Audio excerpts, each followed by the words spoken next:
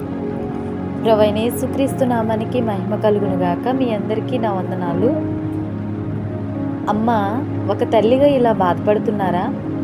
బాధ్యతలు వహించాల్సిన భర్తలో బాధ్యత కనిపించకపోయినా, బాధ్యతల గురించి తెలియలేని పిల్లలు పసితనాన్ని చూస్తున్నప్పుడు, అలాగే బాధ్యతలు తెలిసి తల్లిదండ్రుల బాధ్యత మోయాల్సిన యవనస్తులు పట్టి పట్టనట్లుగా తిరుగుతున్నప్పుడు నిజమే మనసుకు చాలా కంగారు పుడుతుంది.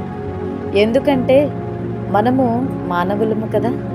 కానీ దేవుని వాక్యం ఈ విధంగా చెప్తుంది, ద్రాక్ష తోటలో ద్రాక్షలు లేకపోయినా, అంజూరపు పండ్లు కాపు కాయకపోయినా, శాలలో పశువులు లేకపోయినా ప్రభువునందు ఆనందించండి. మరలా చెప్పుదును, ఆనందించండి. మరలా చెప్పుదును, ప్రభువునందు ఆనందించండి. ఎందుకంటే చెదిరిపోయిన నీ గుండెకు ధైర్యం ఇచ్చేవాడు ఆయనే. అలసిన మన బ్రతుకులకు ఊరటనిచ్చేవాడు కూడా ఆయనే.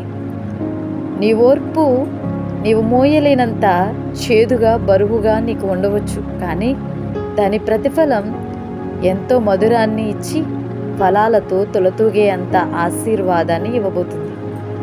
అందరికీ ప్రైజ్ ద లార్డ్. దేవుని నామానికి మహిమ కలుగునుగాక. ఆమేన్.